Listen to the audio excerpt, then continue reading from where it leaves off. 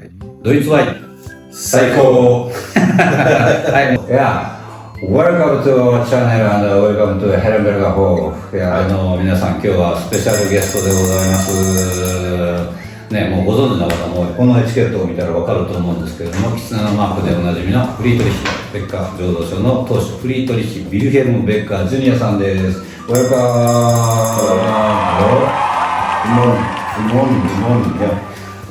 今はですね、朝の11時ですね。今日は、5月の23日ですけど、早速ちょっとドッペルシュトゥークで乾杯だけしておきましょう。今日はベッカーさん、5年ぶりの来日かなで、ちょっと時間もあるので会社に来てもらったんですけど、ちょっとワインを飲みながらですね、大阪、東京でいろいろイベントしてきたんですよね。その時に一番出てきた質問があるんで、そのことについて今日はちょっと、10分ぐらいですかね、語っていただこうと思います。それでは、スモールビーコン、チュース。チュース。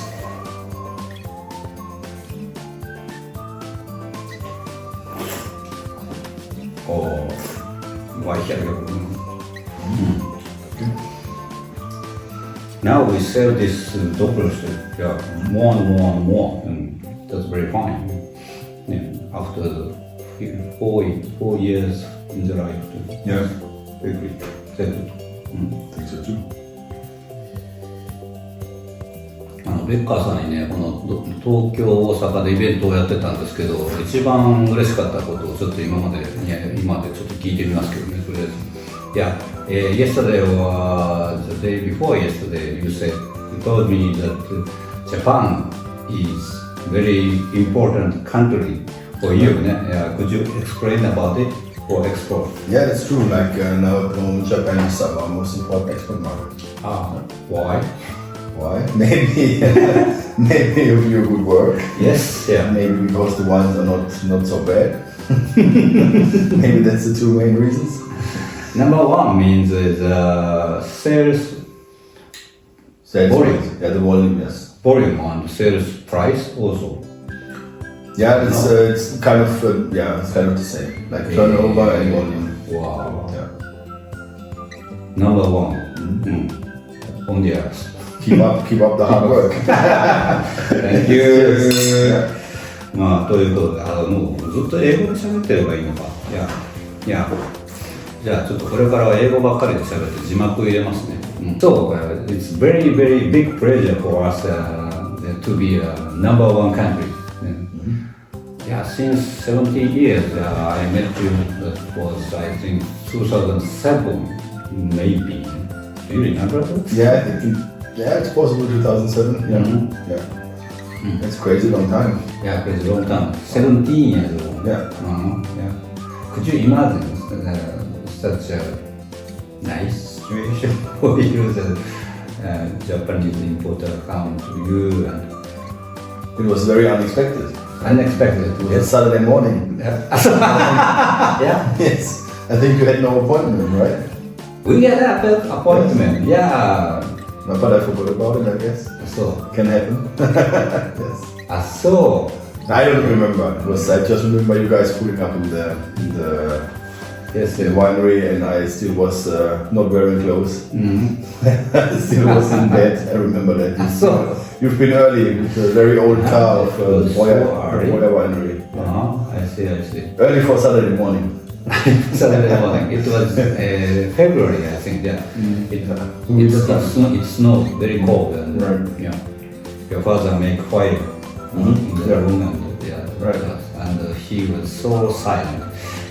Yes. And I can hear only the sound of wine and the sound of fire, and still he told me nothing. Yes. You let the wine speak. Yes. I can hear some sound of wine. Yeah. It worked. That was nice. Nice memory for me. And the point is today. You drink a lot for early morning. That's okay. I'm on holiday. Thank you. For you, a holiday today. Yes.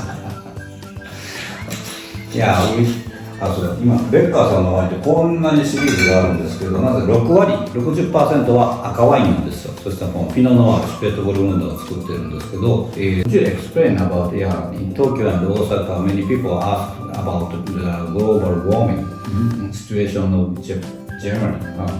How do you think about it? Well, for us it's not a problem, I have to say. So we don't have big problems with the climate. And if it's getting warmer, if that is the case, it's good for us, I'd say. Because we're focusing on Pinot varieties. And when you have warm villages, it's a little bit more work in the vineyard, so we have to slow down sugar production a little bit. How could you do it? You can lower the canopy, you can take away leaves. Lower the canopy. Yeah. You take a leaf. Take the leaves and cut lower. Cut lower also. It's quite easy to handle. My father had villages like in the early 70s or early 80s as well, where you just could not get the grapes ripe. So that's a different problem. So I rather have the problem that it's too warm, so we can work in the vineyard and slow down the sugar production, so we can handle that. So it's a kind of a luxury problem. I see. That means you don't have any problem about it. No, not at all. It's the opposite. It's more, for us it's more good. In the future, since 2003 was a problem, and 2006, 2018 is getting the problem bigger. Yeah, but it's kind of easy to handle. I think it's we have the experience with 2003, which was exceptionally hot. And back then, in 2003, we had a winemaker who was very experienced in the New World. He was working in South Africa, for example, and he knew how to handle a very hot vintage. And today, we can see it coming. And every year, like 2018, we can react quite early, and we know what to do. So it's not a problem at all, I think. It's the opposite of a problem. I see. Since 2018, you don't feel that it's getting warmer and warmer? 2023, how was that? Yeah, it's very different. I mean, I cannot see that it's not every year is very hot, but the thing is we have had enough rain, for example, last year. Then we had a hot summer, yes. Rain problem. That's not a problem. I mean, we have rain. We work with nature, right? And we have to react to the weather, to nature. We cannot change it. I don't want to complain, right? We just make the best of the situation. And by complaining, we cannot help ourselves. We just take the weather how it is and make the best of it. And I make the wine since 2005, and we just had just 2 years. Right? There's no reason for me to complain. It's a little bit surprise for me that many wineries that we have. They told me they have problem with water and too hot, and especially this year there is a big problem of frost. Yes. No, we were lucky. We don't have frost, but I mean, frost was there forever. I know it's not a new thing. I don't think it has to do with global warming. I mean, my grandfather had a lot of frost years back then. So why should I complain? We had the last frost we had in 2001, a little bit. It can happen to everybody any year, right? I don't think it has to do with global warming. In the early years, there was much more frost problems. When I hear my father talking, it was much more often that they had frost. Speaking about like 40, 50 years ago.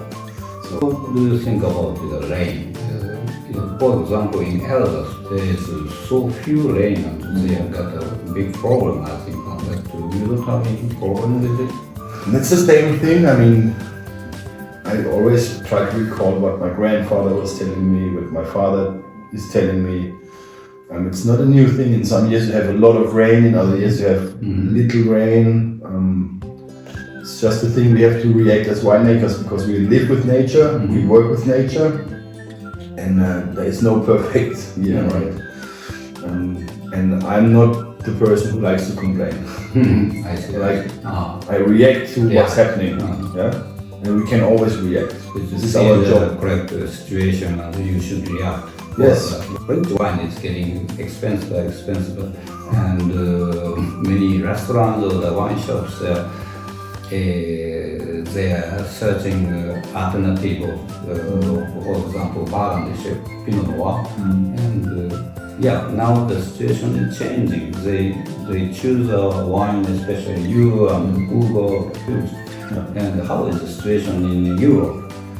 The situation is same or? It's the same thing. I mean, the Burgundy prices go crazy. Talking about the secondary market prices, like the prices from the winery selling, they are not rising so much, a couple of percent every year, but the secondary market prices, the speculation is like getting crazy. And of course, that's a big chance for us German winemakers, for the Pinot producers, Pinot and Chardonnay, because worldwide people are looking for alternatives to Burgundy. And that's for us a big chance. And so we feel we have a lot of requests worldwide for Chardonnay and Pinot Noir. So it's a big chance for us, and especially for there's many young winemakers in Germany. Since 18 or since 20, the taste of Burgundy Pinot Noir is changing. Do you feel it to 2022 or? Burgundy Pinot, Yes, from Burgundy. Yes, it's a much higher alcohol and they not so typical. There is a little bit more problem when it's when you have hot years, because they are already early with the harvest compared to us. Compared to you, how early is it? Yeah, some like in 2018, some of the winemakers had to harvest already in August. Oh, right. And So you? it's always like end of first, beginning of second week of September. So The earliest we had 2003, of course, was the first week in September. 2018, first week. But like I said, we can react, we can see it coming, right? You can feel it before. You can work towards slowing down the sugar production. In Burgundy, I know that many of the winemakers were not happy with the vintage in 2018, for example, because it was so hot. Very big wines, not so typical wines. We were lucky because we are a little bit colder than Burgundy, so we still have like a little bit higher acidity levels, a little bit more freshness. So looking in the future, this is an advantage for us, I think. I see. How is the reaction of the customer in Germany? What did they say about this problem of taste of Burgundy? Yeah, the biggest problem for the customers, especially for the restaurant, is more the price problem. They will still put the wines on the list, not depending on if the vintage is very good or average. They still want the names on their list. The problem is the pricing and the availability. So the problem is not the taste, but they still want the good restaurants still want to have the good names on the list, even in an average vintage, right? But again, this is a big chance for us, so we can, when you compare like good German Pinots, first Huber, whatever, in a blind tasting in these complicated years, or even in good years, it's a very, it's a win-win situation for Germans, I think. Good, that's nice for us.